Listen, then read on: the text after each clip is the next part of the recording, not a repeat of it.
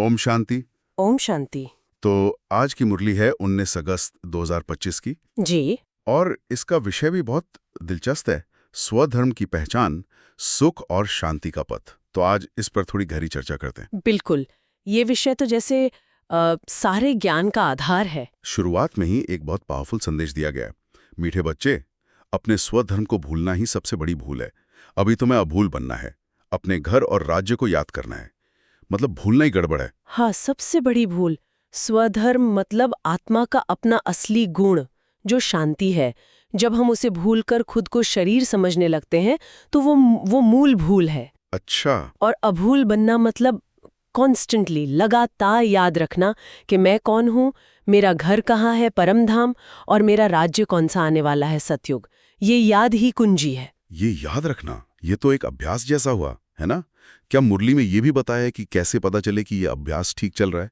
मतलब कोई संकेत कि समय नजदीक आ रहा है? हाँ, बिल्कुल। संकेत दिए हैं, जैसे कि बुद्धि का भटकना कम हो जाए, एकदम शांत स्थिर।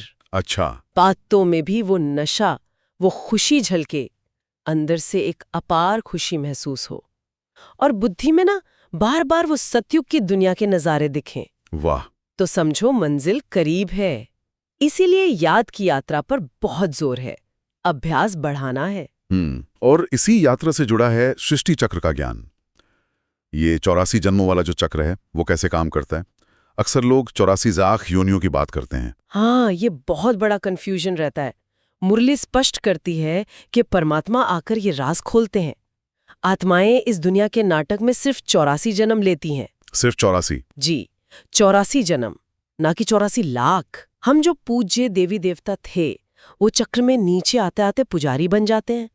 मतलब खुद को भूलकर भगवान को ढूंढने लगते हैं।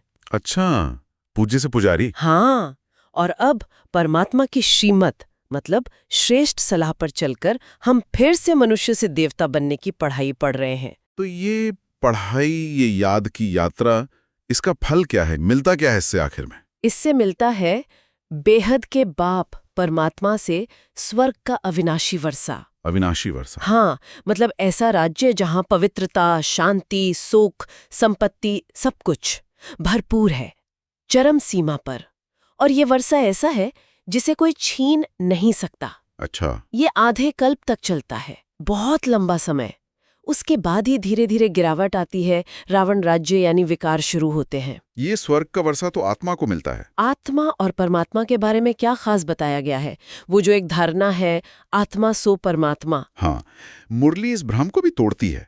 जोर इस बात पर है कि देह का अभिमान छोड़ो, खुद को आत्मा समझो, आत्म अभिमानी बनो। जी। आत्मा सो परमात्मा नहीं। आत्माएं अलग हैं, परमात्मा अलग। हम आत्मा हैं, परमात्मा पिता से ज्ञान और शक्ति लेकर देवता बनते हैं, विश्व के मालिक बनते हैं। परमात्मा नहीं बनते। नहीं, परमात्मा नहीं बनते। आत्मा का अपना धर्म शांति है। परमात्मा तो शांति के सागर, ज्ञान के सागर हैं। वो पिता हैं, हम बच्चे हैं। रास्ता तो एकदम साफ लगता है, पर क्या इसमें कोई मुश्किलें, कोई रुकावटें भी आती हैं? हाँ, बिल्कुल आती हैं। मुरली में माया के विघ्नों की बात है। माया मतलब वो पुराने संस्कार, वो दुनिया के आकर्षण जो हमें नीचे खींचते हैं। अच्छा। इससे घुटका खाना कहा है। जैसे कोई तैरते तैरते अचानक डूबने लगे, तो इससे बचने के लिए याद की यात्रा में बहुत कुशल तैराक बनना पड़ता है। इसीलिए कहा है कि अपना चार्ट रखो, ईमानदारी से जांच करो कि याद कितनी पक्की है, क्योंकि बुद्धि का क्या है, वो भटक सकती है। ये तो पुरुषार्थ की बात हुई, रोज की चेकिंग। जी, निरंतर पुरुषार्थ। तो अगर हम रोजमर्रा के जीवन के लिए, मतलब धारणा के लिए कुछ मुख्य बातें निकालें तो वो क्या होंगी? देखिए, 2 बातें बहुत मुख्य हैं। पहली तो ये कि इसी नशे में, इसी खुशी में रहें कि हम ये पढ़ाई पढ़कर मनुष्य से वापस देवता बन रहे हैं, विश्व के मालिक। ये लक्ष्य स्पष्ट हो। जी। और दूसरी, याद की यात्रा में पक्का तैराक बनना, मतलब मन को टिकाने का अभ्यास करना, माया के विघ्नों से सावधान रहना और अपनी जांच करते रहना कि याद कितनी गहरी है। बिल्कुल। मुरली में एक वरदान भी है, पुरुषार्थ और प्रारब्ध के हिसाब को जानकर तीव्र गति से आगे बढ़ने वाले नॉलेजफुल भाव। हाँ, ये बहुत सुंदर वरदान है। मतलब ये समझो कि जैसा कर्म वैसा फल। आलसी छोड़ो, पुरुषार्थ करो तो परमात्मा की मदद मिलेगी, ज्ञान को कर्म में लाओ तो स्पीड बढ़ेगी। सही बात है। और एक स्लोगन भी है, प्रकृति का दास बनने वाले ही उदास होते हैं, इसलिए प्रकृति जीत बनो।